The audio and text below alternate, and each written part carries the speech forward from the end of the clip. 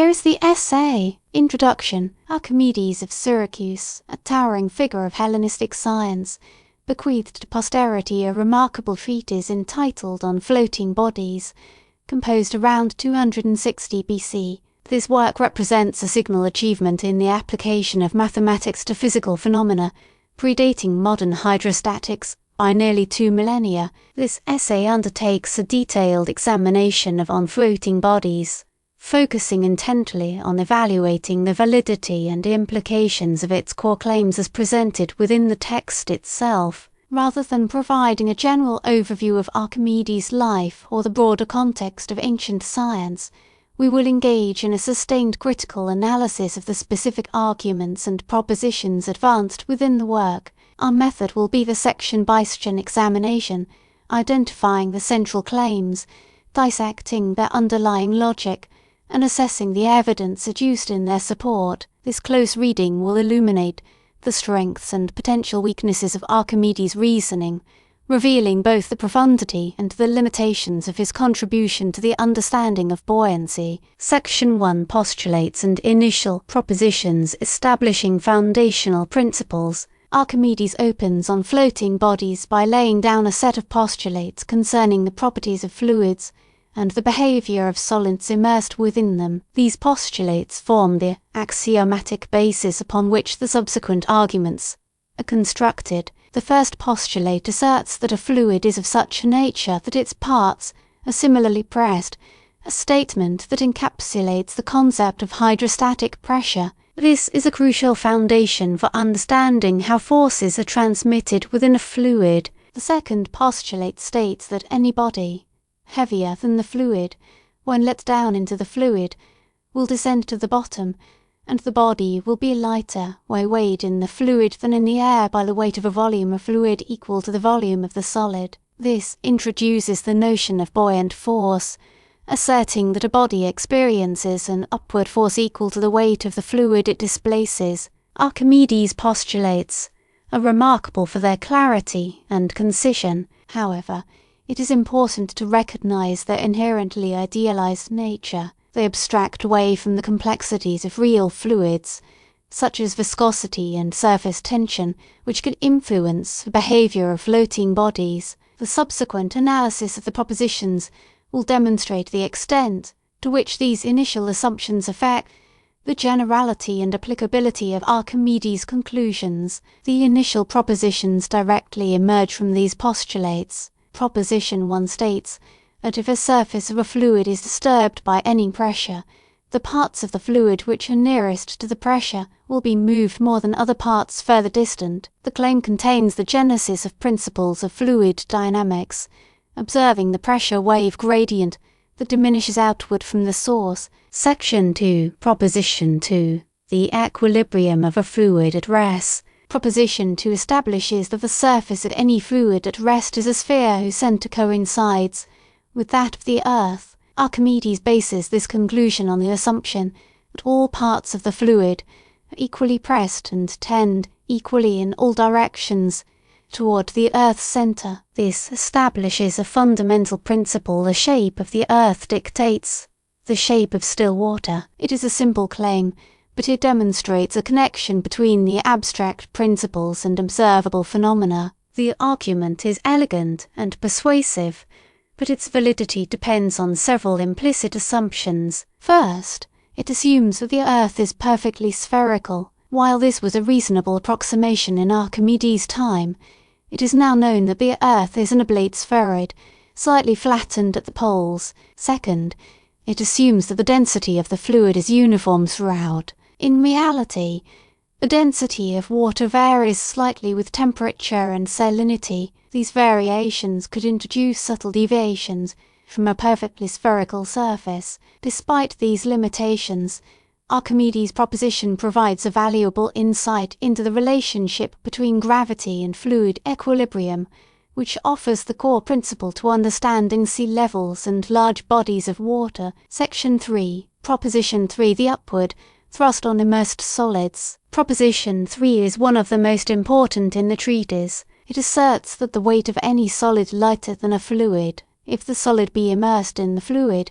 it will be forced upwards with a force equal to the difference between its weight and the weight of an equal volume of the fluid. This represents Archimedes' most famous discovery, now known as Archimedes' principle, which quantifies precisely the buoyant force acting on an immersed object. Archimedes' proof of this proposition is ingenious. It involves considering a hypothetical volume of fluid replaced by the solid. The fluid displaced by the solid would have been in equilibrium within the surrounding fluid. Therefore, the surrounding fluid must exert an upward force on the solid equal to the weight of the displaced fluid. This force is what we know as buoyancy. The significance of this proposition is difficult to overstate. It provides a fundamental explanation for why objects float or sink. It also enables the determination of the density of objects by measuring their weight in air and in water. This principle is used even to this day. This proposition serves as the foundation for much of the subsequent analysis on floating bodies. Section 4, Proposition 4. Conditions for floating and submersion. Proposition 4 builds upon Archimedes' principle to establish precise conditions for when a solid will float, sink, or be fully submerged in a fluid. His analysis reveals that a body will sink if its weight exceeds the weight of an equal volume of the fluid. Conversely, it will float if its weight is less than the weight of an equal volume of the fluid. In the special case where the weight of the solid equals the weight of the equal volume of fluid, the solid will remain fully submerged without either sinking or rising. Archimedes' insight here demonstrates a remarkable degree of precision. He goes beyond a qualitative description of buoyancy to provide a quantitative criterion for predicting whether an object will float or sink. Based on a comparison of densities, Archimedes' work represents a major advance in understanding the mechanics of floating bodies. Subsequent applications of this principle allow for determining the stability of ships and other floating structures. Section 5, Proposition 5, Determining the density of solids. Proposition 5 describes a method for determining the density of a solid by measuring its weight when submerged in a fluid. Archimedes states that if the weight of a solid in air is known, and its weight when submerged in a fluid is also known, then the ratio of the solid's density to the density of the fluid is equal to the ratio of its weight in air to the difference between its weight in air and its weight in the fluid. The proposition provides practical technique for measuring the density of irregularly shaped objects. Avoiding the need for direct measurement of volume, it depends on the accurate measurement of weight, both in air and when submerged, and any errors in measurement will propagate through the calculation. Archimedes' method provides a powerful tool for characterizing the properties of materials. The method is applicable to a wide range of substances, offering a non-destructive means of determining density. It remains a fundamental technique in physics and engineering. Section 6, Proposition 6, Stability or floating solids, with centers of gravity below centers of buoyancy. Proposition 6 begins the treatment of stability, turning from basic density and force relationships to examining the orientation of floating bodies. Archimedes here claims that if a solid lighter than a fluid is placed in the fluid so that it is completely submerged, and if its center of gravity is below the center of buoyancy, then the solid will remain in equilibrium in that position. The center of gravity represents the point where the entire weight of the object can be considered concentrated, while the center of buoyancy represents the point where the upward buoyant force can be considered concentrated. When the center of gravity is below the center of buoyancy, any tilting of the object will generate a restoring torque that tends to bring the object back to its original orientation. This condition promotes stability. Archimedes' argument provides insight into the design of stable vessels, where the designer seeks to ensure that the center of gravity sits lower than the center of buoyancy. The analysis represents a significant achievement in understanding the mechanics of floating bodies. The concepts introduced here are essential to naval architecture to this day. Section 7, Proposition 7.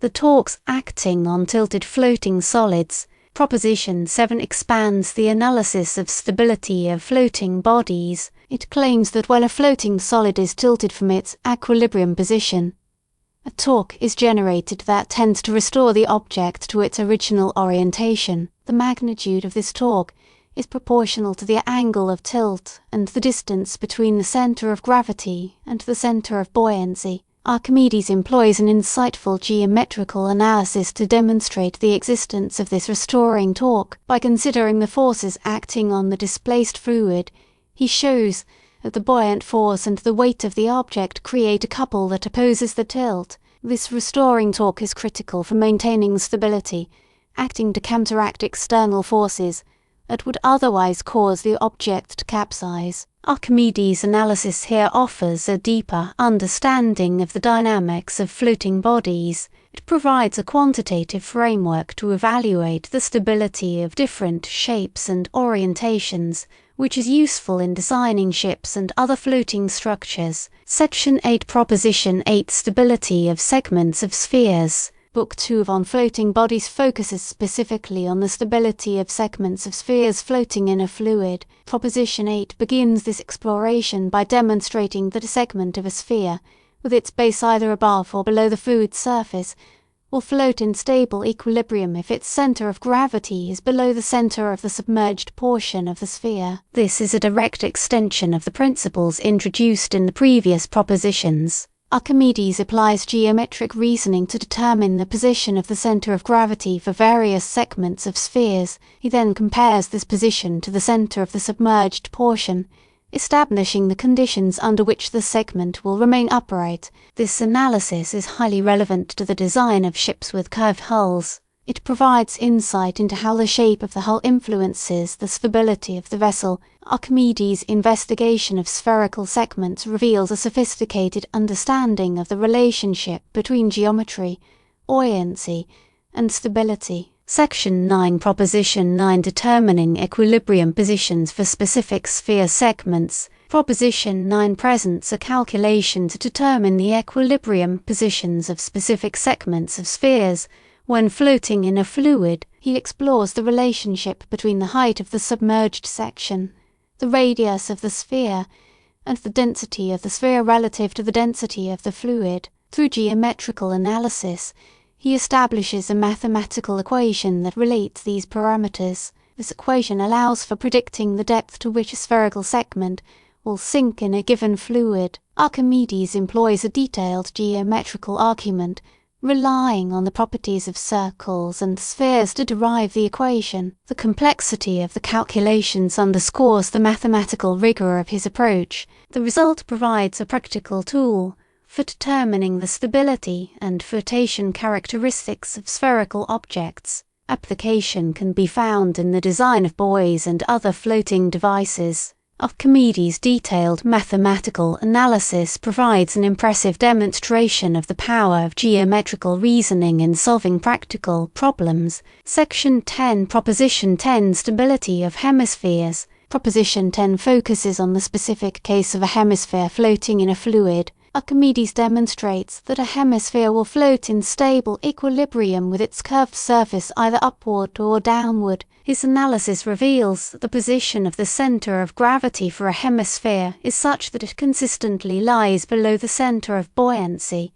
Regardless of the orientation, this inherent stability makes hemispheres particularly well suited for use as floating platforms or components of larger structures. Archimedes' argument is concise and elegant, relying on the known geometric properties of hemispheres. The conclusion highlights the connection between shape and stability, demonstrating how certain geometric forms naturally lend themselves to stable flotation. Section 11, Proposition 11, Conditions for equilibrium of a sphere segment. Proposition 11 expands upon the analysis of spherical segments. Considering a segment smaller than a hemisphere, Archimedes claims that such a segment can float in equilibrium with its base either above or below the water, but the specific conditions for equilibrium depend on the relative densities of the sphere and the fluid, as well as the size of the segment. By examining the forces and torques acting on the segment, he derives conditions that determine whether the segment will float with its base upward or downward. Archimedes employs a careful geometrical analysis, relating the position of the center of gravity to the submerged volume of the segment. The results demonstrate the complex interplay between geometry, density and buoyancy in determining the equilibrium of floating objects. Section 12, Proposition 12, further analysis of sphere segment stability. Proposition 12 continues the analysis of spherical segments, delving deeper into the factors that affect their stability. He claims that the stability of a segment depends not only on its size and density, but also on the angle at which it is tilted. By considering the changing position of the center of buoyancy as the segment is tilted, he demonstrates that the restoring torque varies with the angle of inclination. This nuanced understanding of stability allows for optimizing the design of floating structures to minimize the risk of capsizing. Archimedes' approach highlights the importance of considering the dynamic behavior of floating objects. Stability depends on the geometric properties of the object, relative densities, and external forces. Archimedes' careful analysis provides valuable insights into the design of stable floating structures. Section 13, Proposition 13, Equilibrium states of a flattened sphere segment. Proposition 13 focuses on sphere segments that are significantly flattened. Archimedes demonstrates that very flat segments exhibit a strong tendency to float with their flat surface horizontal, regardless of their density. This is because the center of gravity of such segments is located close to the flat surface, ensuring that it remains below the center of buoyancy for small angles of inclination. This principle is relevant for understanding the behavior of flat-bottomed boats. Archimedes' analysis shows that their stability is significantly enhanced by their shape. Such a shape allows greater weight-bearing capacity and reduces the risk of rolling. Section 14, Proposition 14, Stability of a truncated cone segment. Proposition 14 ventures beyond spherical shapes, examining the stability of truncated cone segments. Archimedes determines that the equilibrium and stability states depend critically on both the cone's geometry, including the diameters of its bases and its height, and its density. Archimedes employs geometrical arguments to prove that truncated cones are stable due to the positioning of the center of gravity being lower than that of the center of buoyancy. The analysis is notable for its versatility. Archimedes' approach showcases his ability to extend his principles of stability and buoyancy to varied geometric forms. Section 15, Proposition 15, Stability of a paraboloid segment. Proposition 15 concludes the treatise by studying the stability of segments of paraboloids. Archimedes determines that the stability depends on the position of the segment's axis relative to the fluid's surface. This analysis shows how complex curves can be studied and used. He applies his insight to diverse geometric entities,